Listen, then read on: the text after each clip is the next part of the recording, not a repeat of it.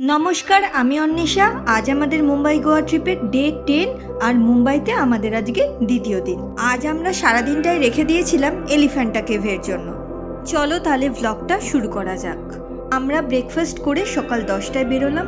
বেরিয়ে ট্যাক্সি করে আমরা চলে গেছিলাম গেটওয়ে অফ ইন্ডিয়াতে। গেটওয়ে অফ ইন্ডিয়া চত্বরে ঢুকতেই প্রথমে আমাদের স্ক্যান করে তবেই ভেতরে এন্ট্রি করানো হয়েছিল। ভেতরে ঢুকে আমরা গেটওয়ে অফ ইন্ডিয়ার পাশ দিয়ে সোজা চলে গেছিলাম ফেরিঘাটের দিকে। গেটওয়ে অফ ইন্ডিয়ার ঠিক পিছন দিকটা হচ্ছে এই ফেরিঘাটটা। আমরা গিয়েই দেখলাম একটা বোট সবে ভর্তি হচ্ছে, তো আমরা 290 টাকা দিয়ে টিকিট কেটে বোটে উঠে পড়লাম। সকাল 9টা থেকেই এই বোটগুলো চালু হয়ে যায়, আর এলিফ্যান্টা থেকে লাস্ট বোট বিকেল 5:30টায়।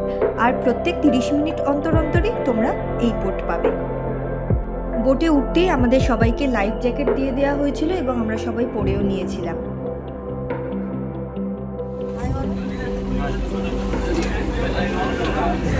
আমরা আজ এলিফ্যান্টা যাচ্ছি। 10:48 আমাদের বোট চালু হলো। বোটটি ছাড়ার পর বোট থেকে তাজ হোটেলের ভিউ দেখতে জাস্ট অসাধারণ লাগছিল। মুম্বাইতে তোমরা বেড়াতে এলে আরব সাগরের বুকে এই বোট রাইডটি অবশ্যই করো, অসাধারণ লাগবে। আর এই বোট রাইডটা তো পরিযায়ী পাখিদের জন্য বিখ্যাত। আঁকে ঝাঁকে তারা আমাদের পাশ দিয়েই চলছিল। দুপুর 12টার দিকে আমরা আইল্যান্ডে পৌঁছালাম। এলিফ্যান্টা কেভ মুম্বাই থেকে প্রায় 10 কিলোমিটার পূর্বে এলিফ্যান্টা দ্বীপ বা ঘোড়াপুরি দ্বীপে অবস্থিত।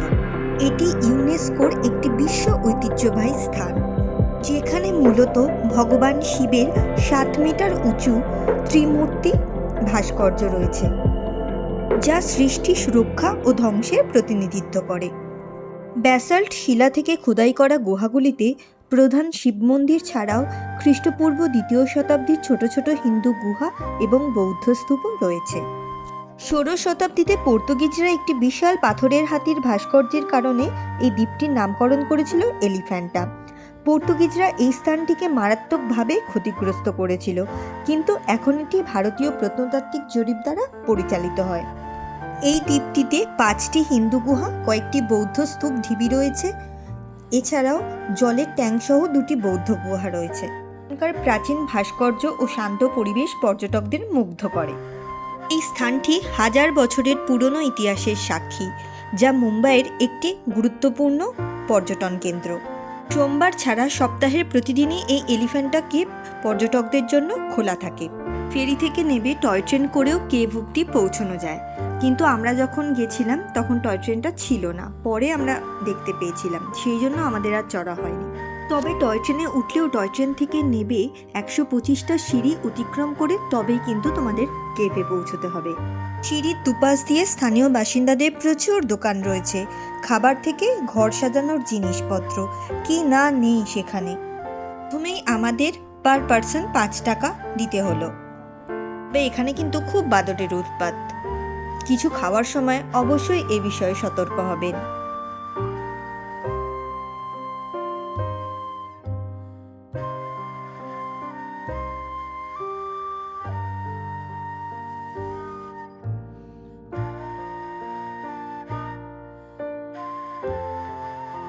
অবশেষে সিঁড়ি পেরিয়ে আমরা এলিফ্যান্টা কেভ চত্বরে এসে প্রবেশ করলাম। এখানে জনপ্রতি ভারতীয় নাগরিকদের টিকিট ছিল 40 টাকা করে। প্রথমেই দেখতে পেলাম এই সব কেভগুলোর একটা মানচিত্র দেয়া রয়েছে। তারপরে আমরা শুরু করলাম কেভ নাম্বার 1 থেকে, এবং এটি ছিল এই সব কেভগুলির মধ্যে প্রধানতম গুহা।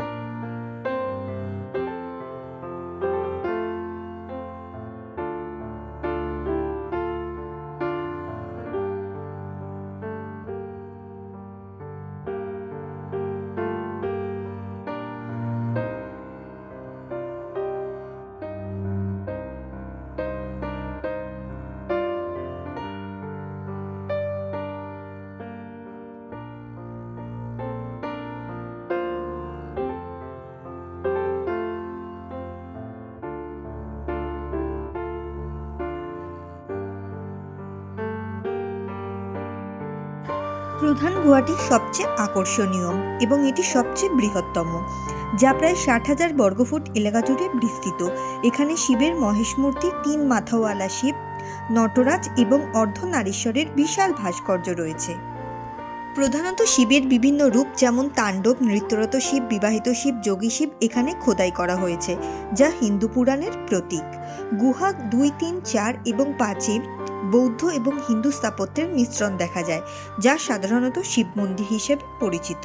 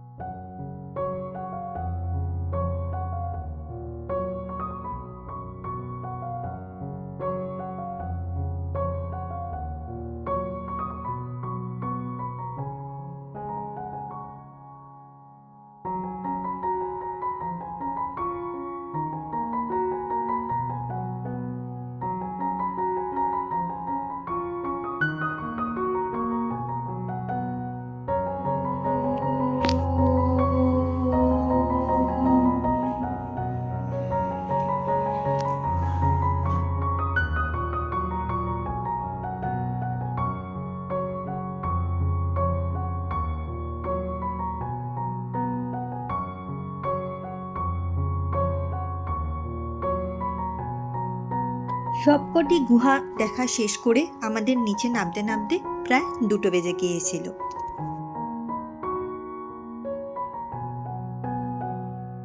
আর 125টা সিঁড়ি পার করে নিচে নেমে খুব খিদে পেয়ে গিয়েছিল। তখন এক জায়গায় দাবেলি বলে একটা খাবার দেখলাম, সেটা খুব খেতে ইচ্ছা হলো, অনেকটা বড়াপাওয়ের মতোই খেতে।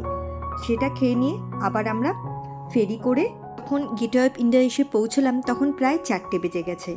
আর শরীর দিচ্ছিল না। আমরা একটা রেস্টুরেন্ট থেকে লাঞ্চ সেরে আমাদের রুমে ফিরে গিয়েছিলাম। আর সেদিন আর আমরা কোথাও বেরোইনি, সারাদিনটা আমরা রেস্ট নিয়েছিলাম। চলো টাটা, আবার দেখা হবে পরের ভ্লগে। আর আমার ভ্লগ ভালো লাগলে অবশ্যই লাইক, কমেন্ট, শেয়ার এবং সাবস্ক্রাইব করে দিও। Thank you.